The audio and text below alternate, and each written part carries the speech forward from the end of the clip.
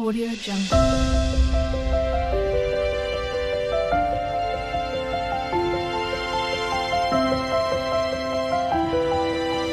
Audio Jungle. Hi friends, welcome back one more mini vlog. ఈరోజు మీకు సింపుల్గా పల్లీ చట్నీ ఎలా ప్రిపేర్ చేసుకోవాలో చూపిస్తాను. ఇది దోశలకు కానీ ఇడ్లీలో కానీ కాంబినేషన్ చాలా బాగుంటుంది.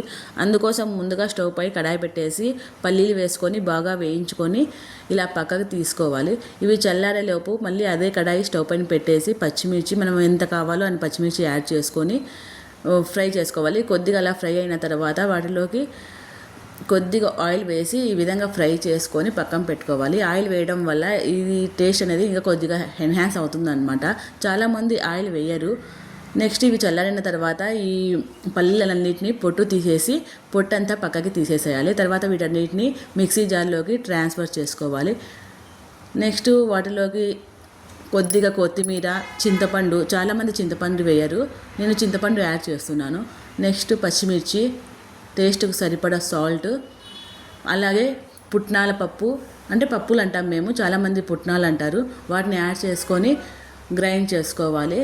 అది కొద్దిగా గ్రైండ్ అయిన తర్వాత వాటర్ కొద్దిగా యాడ్ చేసుకుంటూ గ్రైండ్ చేసుకోవాలి. అంటే మనకి ఏ కన్సిస్టెన్సీలో కావాలో ఆ కన్సిస్టెన్సీలో మనము కొద్దిగా వాటర్ యాడ్ చేసుకుంటూ గ్రైండ్ చేసుకోవాలి. ఈ విధంగా గ్రైండ్ అయిన తర్వాత నెక్స్ట్ ఆనియన్ని స్లైసెస్ లాగా కట్ చేసుకొని యాడ్ చేసుకోవాలి. చాలామంది ఆనియన్ యాడ్ చేయరు, ఇంకా కొంతమంది అయితే వెల్లుల్లి కూడా యాడ్ చేస్తారు. నేనైతే వెల్లుల్లి యాడ్ చేయను. ఆనియన్ యాడ్ చేసిన తర్వాత ఒక్కసారి అలా గ్రైండ్ చేసేసి పక్కకు పెట్టేస్తాను.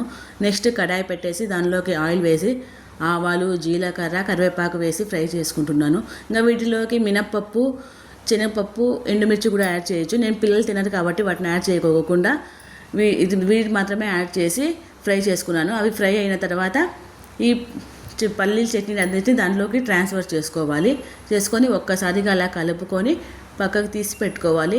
ఒకసారి ట్రై చేసి చూడండి, ఇది చాలా టేస్టీగా ఉంటుంది. Thanks for watching. అలాగే దోశలోకి బ్యాటర్ని ఎలా ప్రిపేర్ చేసుకోవాలో చూపిస్తాను. నేను ముందు రోజు నైటే 2 కప్స్ రైస్కి 1 కప్పు మినపప్పు, కొద్దిగా ఒక పిటికెడు అటుకులు వేసి గ్రైండ్ చేసి పెట్టేశాను అనమాట నైటే. చాలామంది రైస్ యాడ్ చేస్తారు, కొంతమంది రైస్ వాటర్ యాడ్ చేస్తారు. నేను అవన్నీ ఏం యాడ్ చేయను. వేసుకున్నాక ఇంకా మరుసటి రోజు తీసి అది బాగా పొంగిన తర్వాత వాటిని తీసి దానిలోకి చిటికెడు సాల్ట్, కొద్దిగా సోడా పొడి యాడ్ చేసి బాగా కలుపుకోవాలి కొద్దిగా వాటర్ వేసి.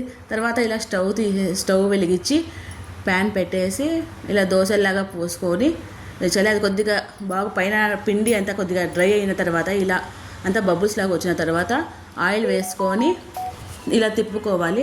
2 సైడ్స్ బాగా కాల్చుకుంటేనే మాకు ఇష్టము. చాలామంది సింగిల్ సైడ్ మాత్రమే దోశని కాల్చుకుంటారు, నేను 2 సైడ్స్ కాల్చుకుంటాను. అంతే, తీసేసి ప్లేట్లోకి సర్వ్ చేసుకోవాలి. చాలా టేస్టీగా ఉంటుంది. Thanks for watching. Please subscribe.